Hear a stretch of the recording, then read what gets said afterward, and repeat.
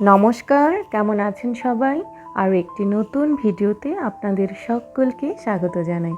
সকাল এখন ৯টা মতন বাজে।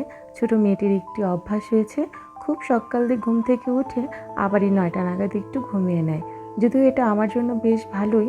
ও ঘুমিয়ে নিলে আমি আমার হাতের হালকা যে কাজগুলো থাকে ওগুলো সেরে নিতে পারি। আর বাকি যা কাজ থাকে তা বড় মেয়েকে স্কুল থেকে এনে ওর কাছে বসিয়ে দিয়ে তারপর আমি সেরে নিই। স্কুলে বার্ষিক পরীক্ষা চলছে বলে বড় মেয়েটিও আমার সেরকমভাবে কয়েকদিন ছোটো মেয়েটিকে সময় দিতে পারেনি। আর আমিও সেজন্য সংসারের বাড়তি কোনো কাজে হাত দিইনি। যতটুকু প্রয়োজন, যতটুকু না করলেই নয়, তাই করে এই কয়েকদিন পাড়ি দিয়েছি। আর আজকের পরীক্ষাটির মধ্য দিয়ে ওদের বার্ষিক পরীক্ষা শেষ। ওদের বার্ষিক পরীক্ষাটি হয়ে গেলে আমরা মা মেয়ে মিলে বেশ কিছুদিন একটু রিল্যাক্সে থাকতে পারবো। তারপরে আবার নতুন ক্লাসের বই এবং নতুন ক্লাস যখন শুরু হবে তখন আবার ব্যস্ততা শুরু হয়ে যাবে।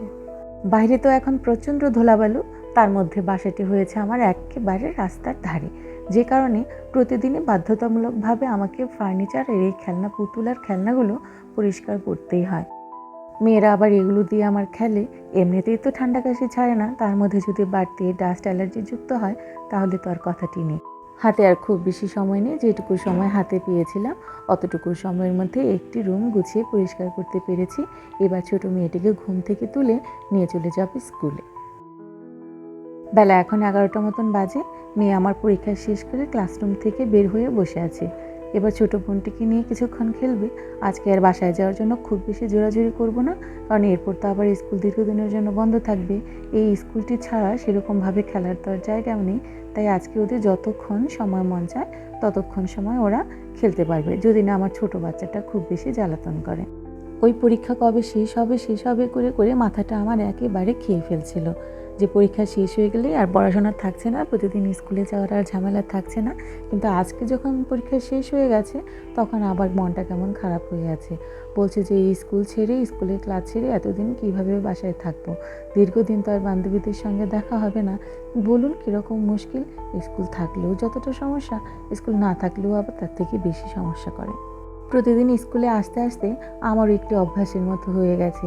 এই সময়টাতে আমারও সময়টা কিছুতেই কাটতে চায় না। এখানে আসলে বেশ বান্ধবীদের মাদের সঙ্গে অনেকক্ষণ ধরে কথা বলা যায়, তার মধ্যে আবার ছোটো বাচ্চাটিকে নিয়ে একটু ছেড়ে দেওয়া যায় মাঠটাতে। দীর্ঘদিন স্কুল বন্ধ থাকবে, আমারও কেমন খালি খালি লাগছে। বেলা এখন 1টা মতন বাজে। বারান্দায় এসেছি ছোটো মেয়েটিকে নিয়ে যেতে স্নান করাবো বলে। ও মা, এসে দেখি দু বোন মিলে কি সুন্দর করে লুকোচুরি খেলছে। বাসায় দুটি ভাই বোন থাকলে বেশ সুবিধা হয় মাদের। এই দেখুন না, আমি একটু কাজ নিয়ে ব্যস্ত ছিলাম বলে বড় মেয়েটি ছোটোটিকে নিয়ে কী সুন্দর করে খেলছে। একটু টিভিও দিতে হচ্ছে না, আর একটু মোবাইলেও কার্টুন দিতে হচ্ছে না। আর এইভাবে যদি খেলে তাহলে ওরও মেধার বিকাশ ঘটবে খুব তাড়াতাড়ি। তাহলে আজকের মতো ভিডিওটিও এখানেই শেষ করছি। দেখা হবে পরবর্তীতে নতুন কোনো ভিডিওতে নতুন কিছু নিয়ে। সেই পর্যন্ত সবাই ভালো থাকবেন, সুস্থ থাকবেন এবং সকলের খেয়াল রাখবেন।